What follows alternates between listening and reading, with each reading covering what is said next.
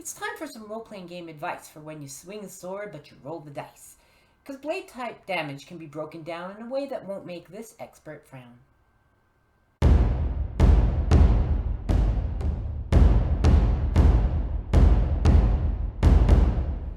Friends, it is hot in the room today for recording, but I'm going to try and cut this down. Previous takes, too long, lots of flubbing, lots of... just don't like it. So what do I want to talk about? Well, recently we've been going over, characteristics of weapons, swords in particular. We talked about point of balance, center of gravity, and a lot of it about, swords are really finesse weapons, and, or long knives, if you will. And I was just thinking, let's just quickly go over some physical characteristics of that kind of convert to the damage type in a role-playing game. So, we all like role-playing games. We all like rolling our dice on the tabletop or virtually.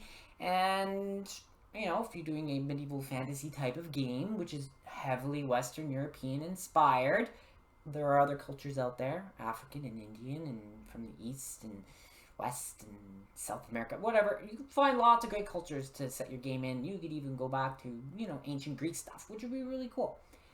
But we have some guides as to what the weapon damage does.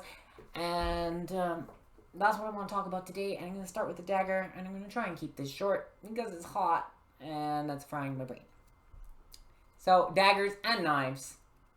Somewhere between 6 to 12, maybe even 15 inches. So let's say an average of 30 centimeters. That's your standard 1d4 kind of damage. We know that these are lightweight, half a kilo, about a pound. Very much fast, finesse. Your thieves and rogues love them for backstabbing, but anyone can use them. Pretty good stuff. And, most games, a light wound or 1d4 damage. That's pretty good. I like that. Or a basic wound, however the game describes it. There are different systems out there that people play. I know most people play the popular 5e, but I play Dungeon Crawl Classics, which is very similar. A few flaws in their weapon listing, but we'll talk about that as we go. We move up from that category to short swords. Yay! So when we're averaging about 20 inches, maybe we're getting up to 26 inches or so. Now we are talking about our 1d6. We start to get into our moderate wound, basic plus kind of territory. Incidentally, a Roman gladius is probably about 1400 years too early for our medieval Western European inspired fantasy games. But hey, you could have a sword, good for thrusting, can do some cutting as well. My other example is the Langsmesser, which I started with. We're looking at that 26 to 28 inch range. We're averaging around 65 centimeters, or 1d6 damage, or starting to get into moderate wounds. There we go. And yes, just because it has a long handle, we don't use it two-handed. Go watch my video about messers if you want to understand about how they work and all the cool things about them. So there we go. We've got that 1d6 kind of range. If we want to move into the 1d8 or, a more severe wound, a moderate wound, certainly. What we're looking at is we're getting a blade length of 28, 30, maybe even 32 inches for a single-handed sword in a medieval type of context. Our standard knightly sword, the arming sword. Now, a lot of games call this a long sword, but this is not a long sword. It's an arming sword. And at least in our European martial arts context for today, we often call this an arming sword. Sometimes it is called a short sword because it's shorter than a long sword, which we'll talk about in a second. But our 1d8 damage, here we go. And it's pretty cool. A single-handed sword, very maneuverable, very nimble, particularly when we're getting to 14th and 15th century models. We can talk about Broadsword in the classic fantasy sense. Above me, there is one on the wall, a Viking Sword, Anglo-Saxon, Scandinavian, Norse, Dark Ages, whatever you want to say. Still, single-handed 1d8 damage kind of sword. You could also have something cool if you're going for more of that Dark Ages inspired thing. You could have a Langasax or Sax. Doesn't look quite like this, but similar design, similar idea. Some of them could be 1d6, some of them could be 1d8. For some later swords into the Renaissance and beyond, if your games have those settings, we can talk about these two. We can talk about side sword or cut and thrust sword, starting to get that complex hilt on there as we get into the 1500s, or 16th century if you will. You know, and we're looking at a 34, 35 inch length for the blade, but still single-handed 1d8 damage is pretty good. Rapiers, same thing. This is a 17th century cage hilt design. It's a lot fancier than what you probably should have in your role-playing games, but I understand there's balance, and you like your bards with rapiers doing all of your fancy finesse weapon stuff. But 1d8, that's good for that, even though a rapier could be 40 inches long. That's pretty long. Yeah. So, but we've got that 1d8 damage, that definitely 28 inches and above, once, you know, or once we're getting past that 70 centimeter length of the blade, that's where we are. Now, everyone's favorite, the longsword. Everyone loves to learn it, everyone loves to train with it, so we teach it a lot. And of course, here it is, the longsword.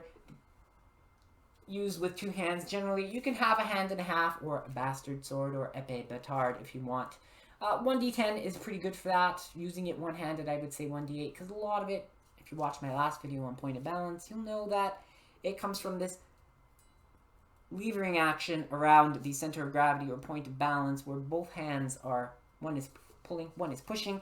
But yeah, 1d10 damage. Once we get into weapons used with two hands like that and getting that kind of motion in, definitely 1d10 kind of rolls.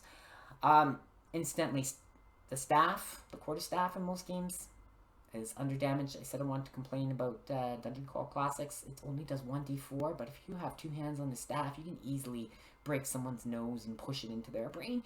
It is a fearsome thrusting weapon if you know how to use it, and I would say it could probably do up to 1d8 with two hands. And the spear, 1d8, 1d10. They got the spear right, saying that it's a 1d8 damage in Dungeon Crawl Classics, but two-handed, a good thrust, you probably could do as much damage as a longsword. But wait, we're missing something. Because everyone loves their big, giant, great swords, right? Their two-handed swords. There's Zweihander, Montante, Spadone, Doppelhander, whatever you want to call it. There we go. Right? So big, it doesn't even fit in the frame. I don't care. It's hot. I'm not getting up. And I have a video about this, you know, mini lecture on the flambeurs, and we talk a lot about, you know, great swords and that. Definitely for two hands. It still requires a lot of nimbleness to use. If you look at the manuals for fighting with it, it is both agility and strength that you need to use this. So it really should be a specialty for someone who's got enough strength and agility or dexterity to wield it. But 2d6 or 1d12, your choice. That's that, you know, if we had a severe or serious wound category, this is definitely a mortal wound category. You're not wearing armor and you get hit by this sword, yeah, you're hurt. So a heavy wound, a serious wound, you know, a mortal wound, whatever the category is, 2d6 or 1d12 for damage. That's what we should have for this big, honking, huge sword. Alright, that, she said as she put the sword down, was just a quick overview of sword types to give you an idea of the various lengths. I mean, when we're talking about a long sword, you know, 36-inch blade on average. When we're talking about our great sword, you know, the whole thing is 5 to 6 feet in length. But it gives you an idea. You can see the sizes. So you got the naming terminology that you can put into the game that you're designing or modifying for an existing game. Naming conventions and kind of size ideals and maximum damage you can have single-handed versus, you know, more damage with double-handed. So hopefully that gives you a good overview. So if you are creating a game or you want to modify your existing role-playing game, which I do if I'm running a game, which I've only done once, but it was a lot of fun. But of course, I'm going to write up my weapons list with lots of crazy stuff. Things that I haven't mentioned, like falchions and, you know, we haven't talked about axes and other things. But I just want to talk about swords in particular. They are finesse weapons. And, you know, we can look at that blade length and that action. Is it single-handed? Is it two-handed? That's really going to kind of get our damage threshold. And our blade length also. And, you know, our mass, our energy transfer. All that goes into how much damage one could actually do. So hopefully the video just kind of gives a good overview and it makes sense to you. Anyway, friends, do remember to like, subscribe, and of course comment, because comments shape the content of the channel. It is hot, so I'm going to bid you farewell. Do take care, do stay safe, stay cool, drink lots of water, and keep on swinging.